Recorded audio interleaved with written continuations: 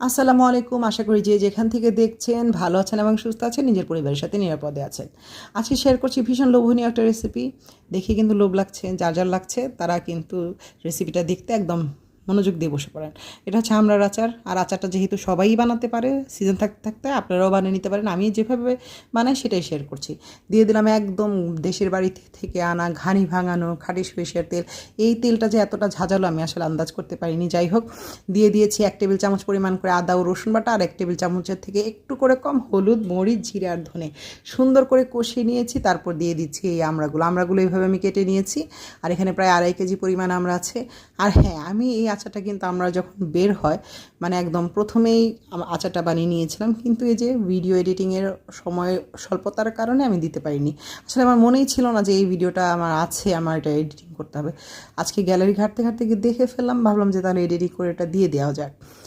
তো আচারগুলো যখন বানাচ্ছিলাম, এখানে মজার বিষয় হচ্ছে আমড়াটা ছিল না টক না মিষ্টি, কেমন মানে আবাত্তি আমরা, তো এই জন্য এরকম ছিল। তো দিয়ে দিলাম হচ্ছে সিরকার বোতলে প্রায় অর্ধেকটা সিরকা দিলে কিন্তু আচারটা বেশ কিছুদিন সংরক্ষণ করা যায়। আর আমি সবসময় আচারটা বানিয়ে ফ্রিজেই রাখতে পছন্দ করি, মানে নর্মাল সেকশনে রাখি, আচারটা বেশ কিছুদিন ভালো থাকে।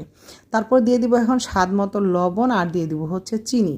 আর চিনিটা দিচ্ছি এরকম একটা ডালের চামচ দিয়ে 2 চামচ চিনি, যদি পরে লাগে তাহলে কিন্তু অ্যাড করা যাবে। আর ওই যে বললাম সমস্যা একটাই, না আমড়াগুলো টক ছিল না ছিল মিষ্টি, মানে টক মিষ্টির মাঝামাঝি পর্যায়ে একটা ছিল, মানে ফ্লেভারটা ঠিক এরকমই ছিল। তো আমড়াটাকে সুন্দর করে জাল করে নিব, মানে চিনিটা গলে যে শিরাটা তৈরি হবে এটার মধ্যে খুব সুন্দর করে জাল করে নিব। আর আচার, যে কোনো আচার আপনি যে কোনো আচারই বানান না কেন, একটু সময় নিয়ে বানাবেন, কয়েকদিন ভরে জাল দিয়ে বানাবেন, তাহলে দেখবেন যে আচারটা যেমন খুব মজা হয়, সেই সাথে সাথে সবগুলো মশলা যে জিনিসের আচার বানাবেন তার মধ্যে খুব সুন্দর করে ঢুকে যায়। তো এই পর্যায়ে আমি আজকের জন্য স্টপ করে দিব, এটাকে রেখে দিব। পরের দিন আবার এটাকে খুব সুন্দর করে জাল দেবো। 3 দিন সময় নিয়েছিলাম এই আচারটা বানানোর জন্য। তো আজকের জন্য ডান।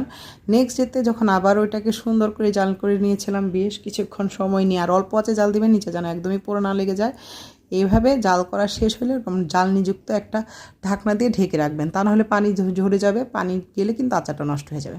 তো এটা হচ্ছে ফাইনাল ডে। আর এই দিন কি হচ্ছে, আমি যে আচারটা এটাকে বেশ কিছুক্ষণ জাল করে নিয়েছি, তারপরে দিয়ে দিলাম 5 ফোড়ন আর জিরে গুঁড়ো।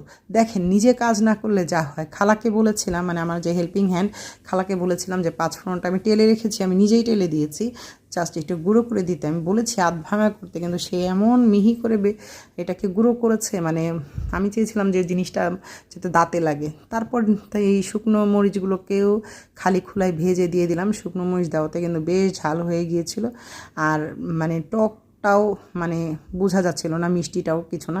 তারপরে কিছুটা চিনি অ্যাড করলাম, তারপরে এখন একদম পারফেক্ট ব্যালেন্স হয়ে গিয়েছে টক মিষ্টি ঝালের একটা আচারটা কিন্তু একদম রেডি। খুব সুন্দরভাবে অনেক দিন সময় নিয়ে মজিয়ে আচারটা বানিয়েছি।